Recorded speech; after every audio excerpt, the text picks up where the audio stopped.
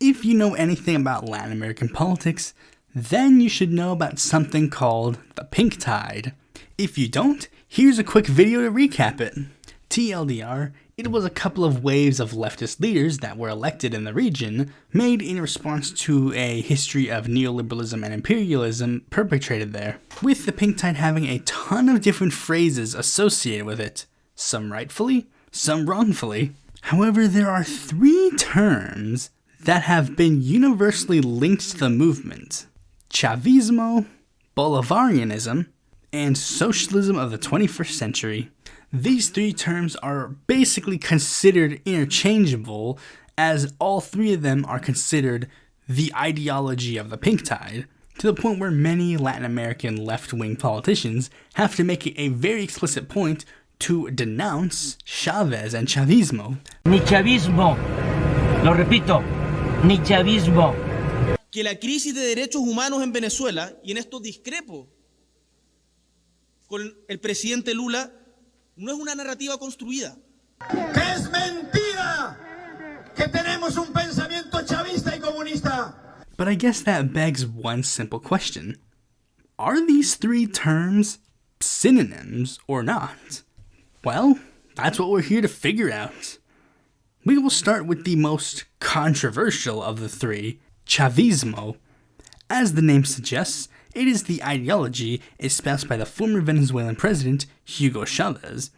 It's a left-wing populist ideology that takes inspiration from many different forms of left-wing politics, democratic socialism, Marxism, Trotskyism, and translates them into a political force within Venezuela.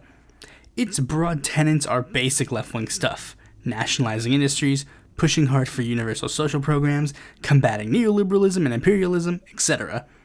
2 elements that would probably be considered an antithesis to left-wing politics is the fact that Chavismo does not explicitly oppose private property, and that Chavez called for his nation to be extremely patriotic.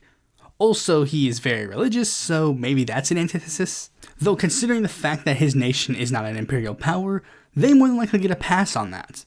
The next term is considered very closely related to the previous one, Bolivarianism. Bolivarianism is a pan-Hispanic patriotic socialist ideology that takes its name from the famed Venezuelan general Simon Bolivar.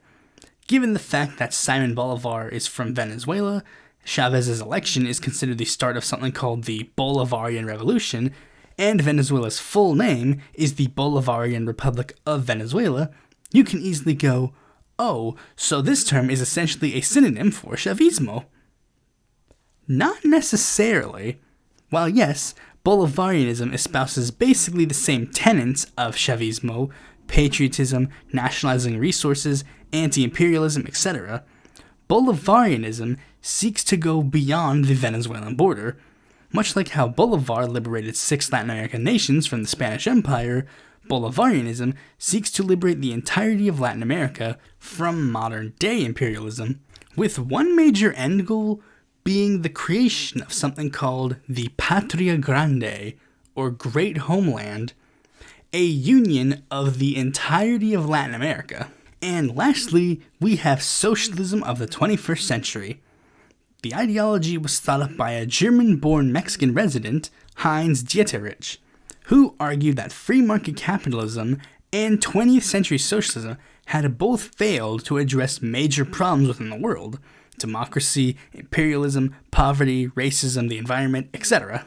And that if socialism wanted to actually do what they claimed they wanted, they needed to reject their orthodoxy and adapt to a new millennium. This struck a chord with one region specifically. Take a wild guess which one it is. I would have to guess the region that had historically been a pawn between these 2 groups. This is probably the closest thing you can get to the ideology of the pink tide, because as the terminology is literally just rejecting the orthodoxy of the previous forms of socialism as well as capitalism, that can mean quite a number of different things, and as such, this leads to quite the array of figures, some being more reformist than others, some holding some conservative social views, some were extremely socially progressive, some basically became the establishment they replaced. You know, literally a lot of people can use this term, and a lot of people have used this term, with it being listed as part of the major ideologies of many different pink-tide governments. So instead of the Venn diagram of the three ideologies looking like this, it instead looks a lot more like this. So yeah, hopefully that clears up some of the misconceptions about these three ideologies. Thanks for watching this video. Be sure to like, comment, share, subscribe, and click the bell to notify when a future video of mine comes out. And if you're interested in more content from me, you can go to my website, follow me on Twitter, join my Discord, or consider supporting me on Patreon. So, let me get this straight. Somehow, these fictional characters that I made with a drawing animation app on my phone are alive and are on their way to try and kill me because I didn't finish their web series that nobody was watching. And for some reason, they're not going after me immediately. They're instead like biding their time for something. Okay, so what do you suggest that I do? Do I like move, or do I like find like a weapon or Nintendo stuck up for me the whole time? Wow. That is actually kind of surprising. Hey, wait, where are you going? Is this a Steven Universe and I'm supposed to like talk the people from murder?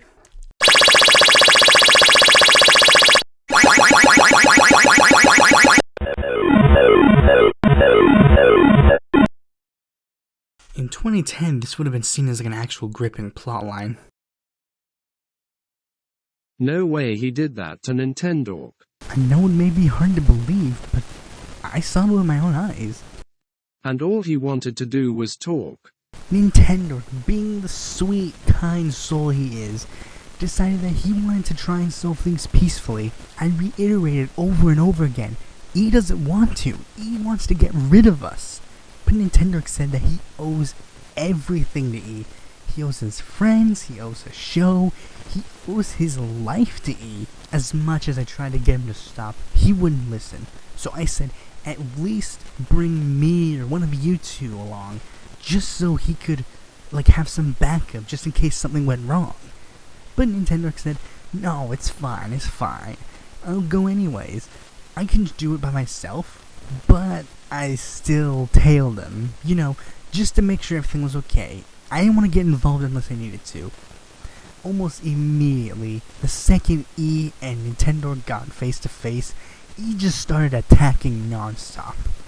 But Nintendo was just outmatched. Even when I stepped in to help, E was playing dirty. After a good heartfelt fight, it just became too much. Nintendo was cornered.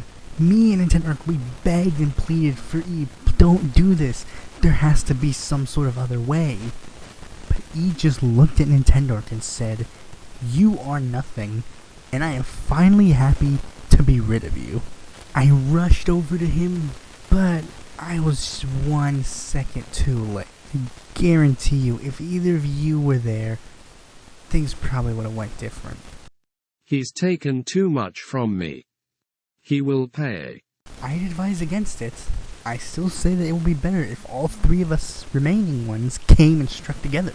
Wait, Henry, let's think about this rationally. A mysterious stranger, whom need I remind you, looks and sounds exactly like the guy you have a head boner for, says that Nintendo disappears and we have to rely on this mysterious guy who we have not had any reason to trust to tell us what happened.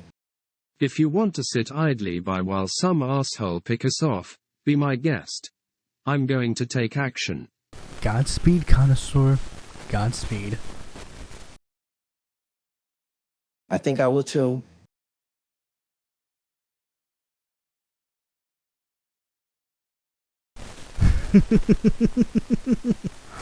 Guess those 2 years of high school drama finally paid off.